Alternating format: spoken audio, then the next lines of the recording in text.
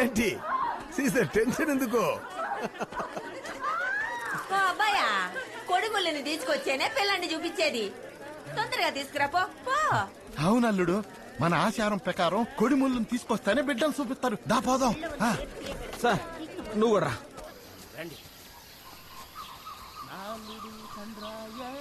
నా బిడ్డ తల్లాయే బంగారు భయపడియాకు, గమ్మునుండియా.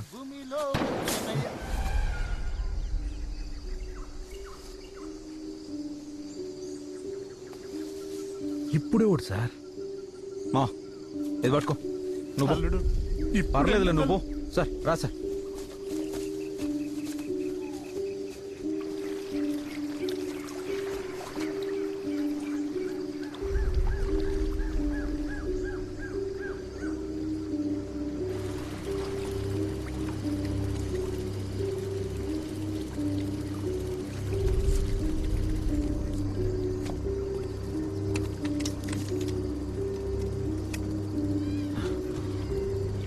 పోలీసులు తుపాకీ.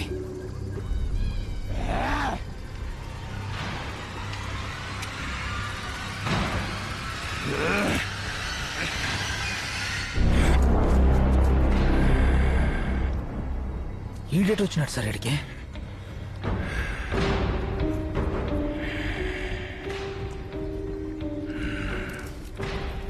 సేన కొండలుండాయి, ఏనుగు సామెలుండాయి. నాకు సేన పనుంది.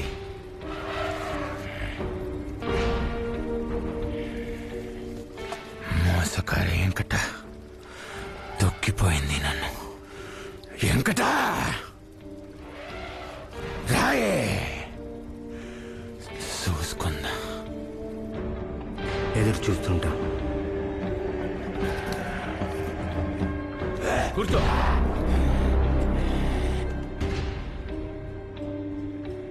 ఫార్మసీ సార్, మేడం పిలుస్తున్నారు.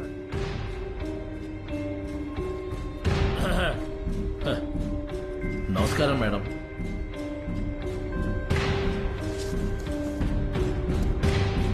Madam madam madam madam madam madam శబ్దం రాకూడదు. సీజర్ మై బాయా. ఈ కుక్కని పట్టుకోలేకే ఇన్నేళ్ళు ఇక్కడున్నావు అనుకున్నావా? ఈ కుక్కని పెంచి పోషించిందే నేన్రా. మాటిచ్చొచ్చాను. ఈ కొండ ఇంకా 3 కొండలు లడ్డు మాదిరి షెట్టాని పోలీసుల్ని మాత్రమే ఉంచి వైట్ పేపర్ లాగా ఇస్తానని ఢిల్లీలో 2 మొసళ్ళకి మాటిచ్చొచ్చాను. అందుకే నన్ను పిఎంని చేస్తా అన్నారు. ఇది నా ఎన్నో ఏళ్ల రాజకీయ యుక్తి. అసాల్ట్ గా చెడగొట్టడానికి వచ్చాను నీ బాయ్. తరువాతి సీఎం అది ఇది అని నాలుక వేలాడేసుకుని అటువైపు వచ్చావనుకో బూతులొస్తాయి. పో. ఇచ్చుడు, నువ్వు ఊరికెళ్ళిపో. నీ బాయ్ని కలిసి ఏదైనా వాగావనుకో కుటుంబంతో సహా చంపి పాతేస్తాను. లేదు మేడం, ఆ కుర్రాడి మొహం కూడా చూడ మేడం.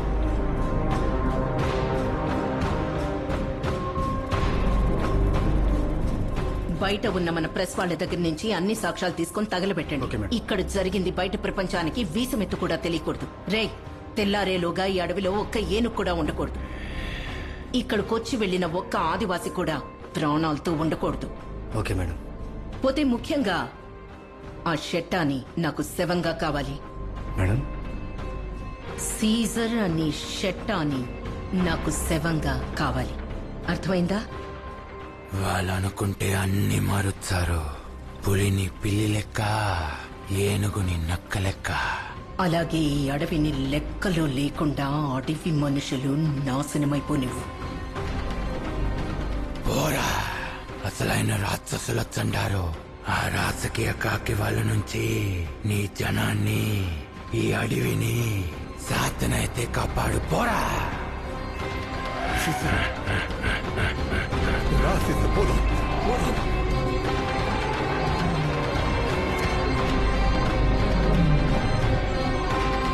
వెంకట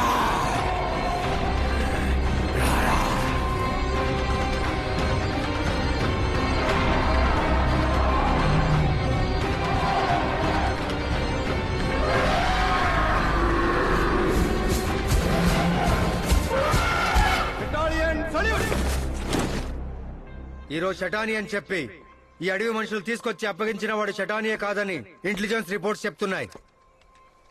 వాడిని పట్టుకొని తెచ్చిన సీజరే ఇన్నాళ్ళు ఈ అడవిలో మనం వెతుకుతున్న నిజమైన షటాని.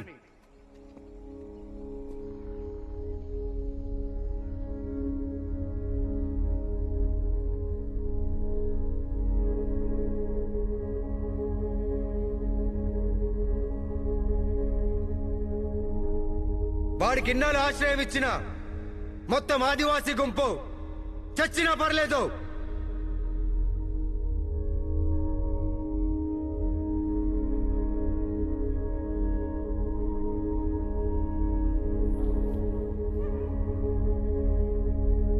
ఆ సీజర్ అనే షటానీని ప్రాణంతోనో శవంగానో ఈ రోజు పట్టుకునే తీరాలి. And that's my order.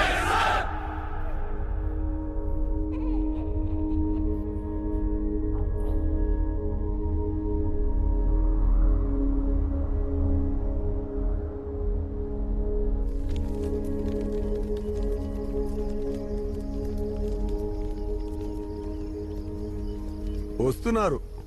దయచేసి నేను చెప్పేది వినండి. ఈ అడవిని స్వాధీనం చేసుకోవడానికి వాళ్ళు ఏమైనా చేస్తారు.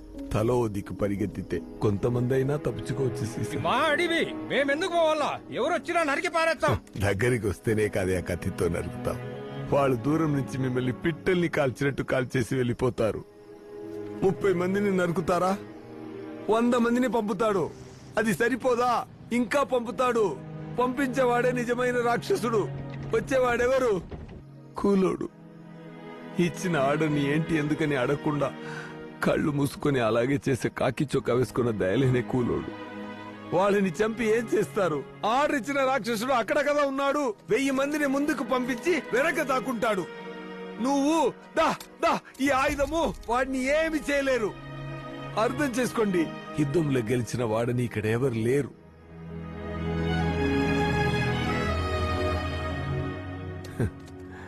ఉంచుకోండి మీ ఆయుధాగారానికి నా బహుమతి. వీలైతే దానితో నలుగురిని కాల్చి చంపండి అయ్యా.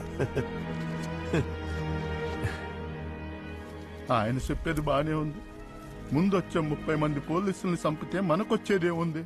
హట్టా అని ఆయన చెప్పినట్టు ఈ వనం ఇడిసి సచ్చినారాం. ఆడకి పోయి ఆడ దాక్కోవాలా? మా ప్యానం పోతే ఈ అడవిలోనే పోవాలా? మీరు ఆ 4 పిల్లోల్ని తీసుకొని పోండి అయ్యా. అందరం ఇక్కడి నుంచి వెళ్ళిపోదాం. ఇడిచిపెట్టిపోయినోళ్ళు తిరిగి వచ్చినట్టు చరిత్రలో లేదయ్యా. ఈ అడవి పన్ను వాళ్ళ సొంతం అయిపోతాదయ్యా. నువ్వు చచ్చినా కూడా వాడి చేతికే పోయేది. ఏనే దారుంటే చెప్పండి అయ్యా. మేము చచ్చిపోయినా మా పిల్లలైనా ఇక్కడ ప్రశాంతంగా బతికే దారి చెప్పండి అయ్యా. ఏదైనా దారి చెప్పండి అయ్యా.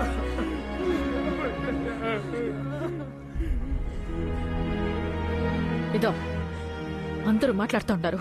నాయకుడిగా ముందుకొచ్చి లక్షణంగా మాట్లాడిగా.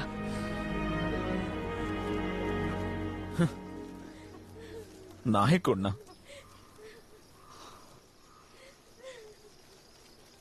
పైసాకి పనికిరానండి.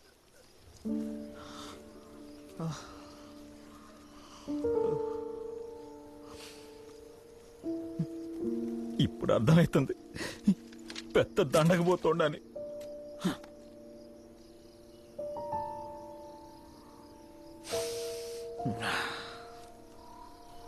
రే సార్, మన సినిమాలో ముఖ్యమైన సీన్ ఇంకొకటి ఉంది. కెమెరా తీసుకోండి, కాలుద్దాం.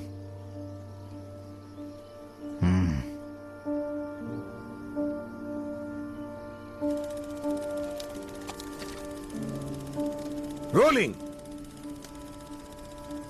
సీసర్, చూసే వాళ్ళ మనసు తాకాలి. క్లియర్ గా, చక్కగా, స్వచ్ఛమైన తెలుగులో అన్నగారిలా. యాక్షన్. మా అందరినీ ఈ ప్రభుత్వం మూర్ఖుల్ని చేసింది. వాళ్ళ రాజకీయ ఎత్తులో మమ్మల్ని పావుల్ని చేసింది. షటాని, పోలీసులు, నువ్వు, నేను, ఇప్పుడు కొత్తగా జన్మించిన నా బిడ్డ వాళ్ళు చెప్పే మాయ మాటలకి తలూపే పిచ్చి గొర్రెలమే. ఇంకా సేపట్లో మనల్ని అంతం చేసి ఈ అడవిని సొంతం చేసుకునేందుకు ఒక పెద్ద దళమే ఇక్కడికొస్తుంది. మనం చచ్చి బూడిదైతే తప్ప మనల్ని వదలరు వాళ్ళు. వాళ్ళకి భయపడి మనం ఎక్కడికి పారిపోవాల్సిన అవసరం లేదు. ప్రాణాల్ని పణంగా పెడదాం. వాళ్ళని జయించలేం, అయినా సరే తలపడదాం. పోలీసులుగా ఇక్కడికి వస్తున్న 4 చెడ్డవాళ్లు, 40 మంది మంచి వాళ్ళని చంపచ్చు. కానీ మీరు ఇప్పుడు నేను జాలి దయ ఉన్న మనుషులుగా మారినందువల్ల మరో ప్రాణం తీసేందుకు మనసు రావట్లేదు. అందువల్ల ఆయుధ ప్రయోగం వద్దు. వాళ్ళ వద్ద తుపాకీ ఉంది, అంతకంటే భయంకరమైన క్రూరమైన రాజకీయం ఉంది. ఆ రెండిటి ముందు మనం పట్టుకునే తుపాకో కత్తో వేరే ఏ ఆయుధమో నిలబడదు. మనం ఉన్న ఆనవాళ్లే తెలియకుండా అంతమైపోతాం. కానీ వాళ్ళని ఓడించడానికి పూడ్చిపెట్టిన మన చరిత్రని తవ్వి తీసి ప్రజల చెంతకు తీసుకెళ్లి న్యాయం కోరి మన వెనక దాక్కుని మనల్ని అంతం చేయాలనుకున్న ఈ రాక్షసుల్ని దండించేందుకు మనకున్న ఒకే ఒక ఆయుధం ఇదిగో ఈ సినిమా. వాళ్ళు మార్చాలి అనుకున్న ఏనుగుని ఏనుగుగాను, పులిని పులిగానే చూపించే ఒకే ఒక ఆయుధం ఈ సినిమా.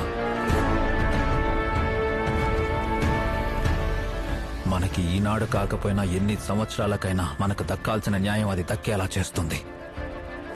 మనలాంటి ఎన్నో వేల మంది ఆదివాసుల ప్రాణాలని, అడవుల్ని, కొండల్ని అది కాపాడుతుంది. ఆ సినిమాను నమ్మి, అది చూసే ప్రజలని నమ్మి ఈ రోజు మనం వాళ్ళతో గొడవ పడకుండా, తప్పించుకుని పారిపోకుండా సంతోషంగా ఆడి పాడుతూ చావునే నేరుగా రా, వచ్చి చూడు అని చెబుతావా?